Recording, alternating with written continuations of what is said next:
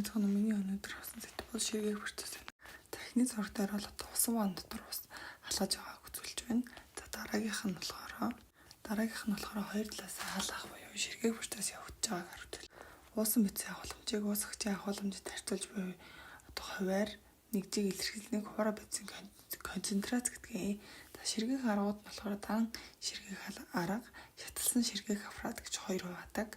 За халаах ба ширгээх уусан хөдөлгөөний чиглэлийг хамааруулж ер нь бол олон шаталтай ширгээх аппаратын нэг чигийн эсрэг чигийн зэрэгцээ урсгалтай гэж ангилдаг. Тэгтээ хуур гэдэг нь болохоор уусмал бослох үед түүнээс ялгарах хуурайг хэлнэ. Конденсац гэдэг нь болохоор шингэрсэн усны орыг хэлдэг. Ширгээх аппаратын бүтээн хэмжээ ажиллагааны тодорхойлох гол үзүүлэлт нь бол халаах ба ууралсмлын бослого температур хоорондын ялгаа юм аа. Ширгээх аппаратын ер нь температурын ялгааг нийт ашигтай гэж ангилж үздэг. Дан ширгээх арга нь болохоор уусмал ороод ууралаад уураар дамжаад конденсац явагдаад өтгөрсөн уусмал нь ялгарна. Дээгүүр болохоор ус болоод хий болоод ялгархыг хэлнэ. Дан аппарат нь уусмлыг үжилсэн болон тасралтгүй аргаар ширгээдэг. За шаталсан ширгээх аппарат нь болохоор халаах хуурын зарцуулалтыг багасгах зорилгоор ширгээлтээ олон шаталтаагаар явуулдаг.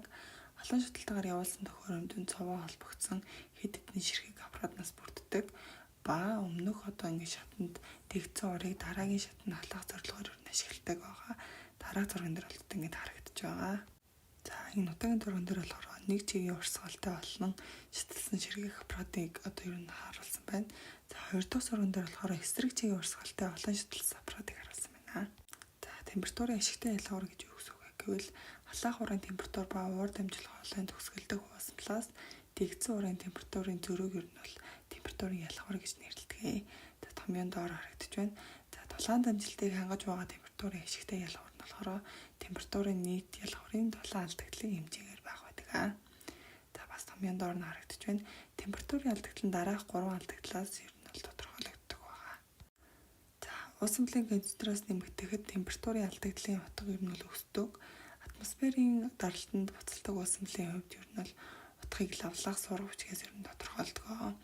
Уусмлын бослого температур нь уусмлын дээд орон зай дах уусмлын температураас хэмжээгээр ер нь илүү байдаг. Томьёон доор харагдаж байна. Энэ тохиолдолд температурын ер нь ашигтай ялгуур нь бас иймэрхүү харагддаг. Ширгээлтийн материалын баланс нь болохоор нэгдүгээр нийт уусмлын балансын тэгштгэл доор нь харагдаж байна.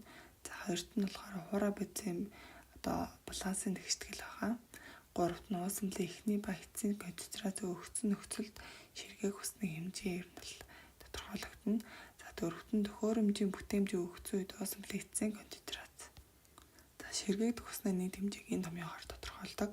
Шат тус бүрийн өтгөрж гарч буй уусмлын зарцуулалтыг бас энэ томьёогоор тодорхойлдог байна. За нэгдүгээр шатны үед температурын ашигтай ялгуур нь болохоор энэ томьёогоор тодорхойлоод олчж болдог. Хоёрдугаар шатны үед бас температурын ялгуур нь бас энэ томьёогоор тодорхойлогдно. Гуравдугаар шатны үед температурын ашигтай ялгуурлыг энэ хоёрын ер нь л дунджаар ингэж болдог.